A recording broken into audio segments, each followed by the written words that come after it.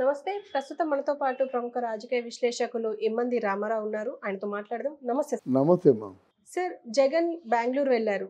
ఇప్పుడు ఆయన వ్యూహం ఏమి ఉండబోతోంది సార్ అని కొంతమంది మాట్లాడుకుంటున్నారు. మీరు ఆయనకి వ్యూహం అంటే ఏమి లేదమ్మా. హ్మ్. ఆయనకి ఏ వ్యూహం ఉన్నా సరే అది ఇప్పుడు భస్మం అయిపోతుంది. ఆయన దృష్టిలో విజయసాయి రెడ్డిని మించిన వాడు లేడని ఒక వ్యూహంతో ఉన్నాడు, దగ్గర చేర్చుకున్నాడు. ఈరోజు అందరి నోళ్ళల్లో పడి నవ్వుతున్నాడు విజయసాయి రెడ్డి. చాలా పతనానికి దిగజారిపోయినట్టుగా ప్రజలు అనుకుంటున్నారు. ఆయన వ్యూహం వల్ల సజ్జల రామకృష్ణారెడ్డిని మించిన ఆత్మీయుడు ఎవరు లేరనుకున్నారు. ఆయన కాస్త నువ్వు కొట్టిపోయి పంపించేసావో, తిట్టి పంపించేసావో, మొత్తానికి చాలా అసహ్యంగా ఆయన కెరీర్ ఉంది. ఇకపోతే నీ వ్యూహాల్లో ఉన్న ప్రముఖులు ఎవరు? రోజా, అరవింద్ కుమార్, అనిల్ కుమార్ యాదవ్, అక్కడ పేరు నాని, కొడాలి నాని, వల్లభనేని వంశీ, ఇక్కడేమో గురునాడు అమర్నాథ్, వీళ్ళే కదా ఉన్నారు వ్యూహంలో. ఇంకెవరు ఉన్నారు? వీళ్ళే ఉన్నారు. కొంతమంది జర్నలిస్టులు వాళ్ళకి జై జై అని ఏం చెప్పినప్పుడు కూడా జర్నలిస్టులు ఆయన్ని సత్యహరిశ్చంద్రుడు అంటే మాట తిరగనవాడు, అసత్యం ఆడినవాడు, అంత గొప్పవాడిని చేసి జర్నలిస్టులు కొమ్ముగా పల్లకి మోసారు. నా భయం లేదు, పల్లకి మోసారు జర్నలిస్టులు అంతా కలిసి. కొంతమంది ఆయన తాలూకు ఆయన్ని అమితంగా ప్రేమించిన వాళ్ళు, ఆయన్ని దేవుళ్ళ చూసేవాళ్ళు పల్లకి మోసారు. వీళ్ళే నమ్మావు నువ్వు. వీళ్ళే నీ కొంప ముంచేసి ఈరోజు ఇంత దరిద్రంగా ఉండడానికి కారణం వీళ్ళందరే. నువ్వు నీ వ్యూహం ప్రకారంగా వీడైతే నా బాగా కుమ్ము కాస్తాడు, వీడైతే బాగా మాట్లాడతాడు, వీడి చేత బూతులు మాట్లాడిద్దాం, వీడి చేత ఇంకా మంచి బూతులు మాట్లాడిస్తాం. తర్వాత వాళ్ళకి ఏదో పేరు ఉంది కదా, ఆ పేరున్న వాళ్ళ చేత ఏమో వైఎస్ఆర్ కాంగ్రెస్ పార్టీని బాగా పొగిడిద్దాం. ఇదే ఆయన వ్యూహం. రాజకీయాల్లో పైకి వచ్చేవాడు ఇంత దరిద్రంగా ఎవడు ఆలోచించడు. ప్రజలు ఎప్పుడు ప్రజలకి నువ్వేమి చేశావు?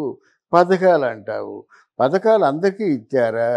నువ్వు 1000 మంది పథకాలు ఇస్తే నీ నీ నీ వెనక 90,000 మంది పథకాలు అందుకోకుండా నిన్ను శత్రువుగా చూసే ప్రజలు ఉన్నారు. అది మరిచిపోయి పథకాలంటే ఎంతమందికి ఇచ్చావు పథకాలు? ఒకవేళ ఇవ్వాలంటే ఎవరికి ఇవ్వలేడు. నవరత్నాలు ఎవరికి ఇవ్వలేడన్నమాట. ఏదో ఇచ్చామనిపించుకోవడం చేయడం కానీ తర్వాత ప్రజల మధ్యన ఉండాలా. నువ్వు ప్రెస్ మీట్లే పెట్టలేదు, అక్కడ ఏం జరుగుతుందో చెప్పలేదు. ఇక్కడ కానీ కేంద్రంలో కానీ నిన్ను ఎలా నమ్ముతారు? నీకు వ్యూహరచన ప్రజల మనసుల్ని ఎలా గెలుచుకోవాలి అనేటువంటి వ్యూహరచన ఉండాలి. కానీ ఇదంతా ఏముంది? అడవి వెళ్ళావు, సొంత ఊరు పులివెందుల్లో నీ మీద తిరగబడ్డారు. అర్థమైందా? ఇక్కడికి వచ్చావు, ఇక్కడ నీకు తలా తోక తెలియటం లేదు. అర్థమైందా? ఇక్కడ లోటస్ పాండ్ దగ్గరేమో అనధికారికంగా కట్టినటువంటి ఆ 3 ఇళ్ళని పగలగొట్టేశారు. అక్కడేమో రిషికొండ ప్యాలెస్ గొడవల్లో ఉంది, సీజ్ చేశారు. ఇంకా ఎక్కడెక్కడ బోట్ క్లబ్ అని ఒకటి ఉంది ఎక్కడో మన విజయవాడ సమీపంలో పేరు. మరి దాన్ని పడగొట్టేశారు. కేవలం నువ్వు మంచి పని చేస్తే ఎలా ఉండదు కదా. పోనీ తెలివైన పని కూడా చేయలేదు.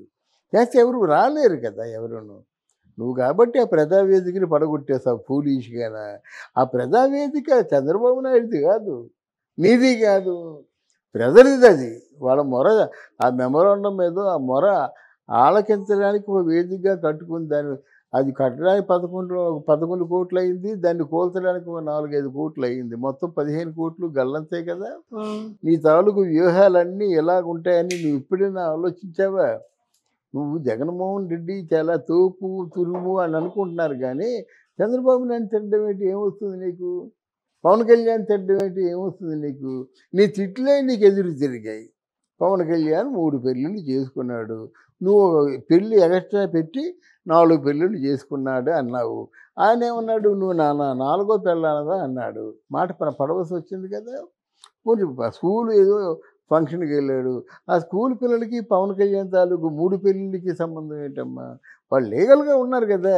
నిన్నెవరు జగన్మోహన్ రెడ్డిని ఎవ్వరూ ఓడించలేరు కూడా చెప్తున్నాను. అసలు నీకు వ్యూహం అంటుంటే నువ్వు ముందే బీజేపీ పార్టీతో పొత్తు కలుపుకునేవాడు కదా. లేదు, సింగిల్ హ్యాండెడ్గా 150కి ఎక్కువే వస్తాయని చెప్పావు. నీకు వ్యూహం ఎక్కడున్నట్టు? అంటే నువ్వు వ్యూహం అనే ప్రశ్న వేసినందుకు ఇంటికి చెప్తున్నాను అనమాట. అది వ్యూహం. వీళ్ళెవరూ పొత్తు పెట్టుకోకముందే బీజేపీతో కలిసిపోయావనుకో బ్రహ్మాండంగా ఉండేది. మరి అసలు ఎందుకు బెంగుళూరు వెళ్లారంటారు జగన్? బెంగళూరు ఏముందండి ఇప్పుడు కాంగ్రెస్ పార్టీతో విలీనం అయిపోదాం, పార్టీ నడపడం కష్టం. విలీనం చేసినట్టయితే ఇంకా ఆయనకి ఆ బిజినెస్ మీద ఉంటాడు, రాజకీయాలు నడపలేడు. అనుభవం లేదు కదా. ఇప్పుడు నాకు అనుభవం లేనివాడిని ఆ కంప్యూటర్ దగ్గరికి వెళ్ళి ఇంటర్నెట్ చూసి ఏదో స్టోరీ తయారు చేయమంటే ఏం చేస్తాను నేను? అలాగా పరిపాలన అనుభవం కూడా లేదు. అనుభవం ఉన్నట్టు ప్రజల మధ్య ఉండేవాడు, ప్రజలకి టైప్ టు టైప్ చెప్పేవాడు. అది లేదు, అనుభవం లేక ఇదంతా జరిగింది. అంటే బెంగుళూరుకి ఆయన బిజినెస్‌లన్నీ షిఫ్ట్ చేస్తున్నారు అని అంటున్నారు. ఆ వార్త లేదు, బిజినెస్ ప్లాన్స్ అని కాదు కానీ ముందు కొంతకాలం ప్రాణభయం ఉంటుందమ్మా. ఏంటంటే జన సైనికుల గురించి లోగడ చెప్పాను. అంటే బొంబాయిలో శివసేన అట్లాంటిదో ఇక్కడ జనసేన అట్లాంటిది. ఎంతమంది పోలీసులు ఉన్నా ఎంతమంది ఉన్నా సరే వాళ్ళు చేయాలనుకుంది చేసేస్తారు. అంత స్ట్రాంగ్గా తయారైంది జనసేన. అందువల్ల భయం ఉంటుంది కదా. ఆ బెంగళూరు వెళ్ళిపోతే స్థానబలం ఉండాలి కదా. ఇంకెక్కడైనా ఆంధ్రాలో అయితే మరి కుమ్మేస్తారు. అది బెంగళూరు అయినట్టయితే ఇక వెళ్ళడం కష్టం. బెంగళూరు పోలీస్ ప్రొటెక్షన్ ఇవన్నీ ఉంటాయి. ఆ ముందే బెంగళూరులో ఉప ముఖ్యమంత్రి డీకే శివకుమార్ని పట్టుకున్నాడు. ఆయనకు కావాల్సినంత ప్రొటెక్షన్ ఇస్తాడు. కారణం లేకుండా వెళ్ళడు కానీ ఇట్లాంటి ఆలోచనలతో ఉన్నాడు. ఆయన ఏమంటాడంటే షర్మిల గారిని దూరంగా ఉంచినట్టయితే నేను విలీనం చేస్తా ఉంటాడు. అది జరగని మాట. ఈ భయంతో పరిగెత్తుకొని వెళ్ళడమే ఎక్కడ పడితే. అలా ఫారెన్ వెళ్ళినట్టయితే ఒప్పుకోరు, వీసా ఇవ్వరు ఇకను. ఎప్పుడు ఒక 3000 వాయిదాలకి వెళ్ళినటువంటి భారతదేశంలో ఏకైక ముద్దాయి. ఎలాగా లా అండ్ ఆర్డర్స్ ఎలా ఒప్పుకుంటాయి? ఇవన్నీ ఆలోచించాలి కదా. అండ్ ప్రజా దర్బార్ ఏర్పాటు చేస్తారు వైసీపీ నేతలతో అని చెప్పేసి అంటున్నారు. ప్రజా దర్బారు ఏర్పాటు చేయాలంటే అందులో ప్రజలేరి అందరూ ఆ పార్టీలో ఉన్న 10-20 మంది తప్ప ప్రజా దర్బార్ అంటే అదే కదమ్మా అర్థం. ఆంధ్రదేశం నుంచి నీ ప్రజా దర్బార్కి వస్తారా? కళ్ళెదురు కనిపిస్తున్న ఓట్లు అయినటువంటి ప్రజలు నీ దర్బార్కి వస్తారా? ఇదేనా అర్థం ఉండాలా? ప్రజా దర్బార్ అంటే ప్రజలు రావాలా? ఎందుకు వస్తారు? బెంగళూరు ఛార్జీలు కట్టుకొని వస్తారా? ఎవరు రారు. ఈ మీటింగులకే ఎవరు రారు? నువ్వు బిర్యానీ మందు డబ్బులు ఇవ్వనట్టయితే అక్కడ బెంగళూరులో ప్రజలు దర్బారు అంటే ఎందుకు ఇలాంటి ఊహాగానాలు చేస్తాడో మనకు అర్థం కాదు. ఎలాగ ఆలోచించే పతనం అయిపోయాడు వైఎస్ఆర్ జగన్మోహన్ రెడ్డి. అసలు అంటే ఇప్పుడు ఈ వార్త అంతా ఎందుకు స్ప్రెడ్ అవుతుందంటారు సార్? అసలు ఆ మొత్తం బిజినెస్‌లన్నీ అటు షిఫ్ట్ చేసుకుంటున్నారు. ఇక ఏపీకి రారు జగన్ అని చెప్పేసి. అవునమ్మా, ఏపీకి రారు జగన్ అనేది ఎవరు క్రియేట్ చేస్తున్నారు? ఆయన జగన్ అంటే అభిమానం ఉన్న వాళ్ళే క్రియేట్ చేస్తున్నారు. అందుకని ఇక తెలుగుదేశానికి ఏం అవసరం, జనసేనకి ఏం అవసరం? వాళ్ళ మీద ముళ్ళ కంపల మీద కూర్చున్నారు. ఈ 6 మాసాల్లో కొని అనుకున్నవి ఏవైనా నిరూపించలేకపోతే ప్రజలు మునపట్లా లేరు. మీడియా కూడా మునపట్లా లేదు. ఎవరో కొమ్ము కాచిన వాళ్ళు నలుగురుంటే సూటి ప్రశ్నలు వేసేవాళ్ళు చాలామంది ఉంటారు. అందులో మనం ముందుంటాం. అన్నా కదా నువ్వు, ఎందుకు ఆధ్యాత్మిక యూనివర్సిటీగా మారుస్తున్నాగా, ఎందుకు మార్చలేదు? ఉప్పాడేమో మెరీనా బీచ్లో చేస్తాన్నావు కదా, ఎందుకు చేయలేదు? నీ దారులన్నీ కూడా నీ సొంత డబ్బు ఖర్చు పెట్టినా సరే అంటే పిఠాపురానికి మంచి రహదారులు ఏర్పాటు చేస్తా అన్నావు, ఏం చేయలేదు? అని అందువల్ల ఇప్పుడు చంద్రబాబు నాయుడుకి కూడా తక్కువ ప్రశ్నలు లేవు. అవి లేకుండా జాగ్రత్త పడాలా.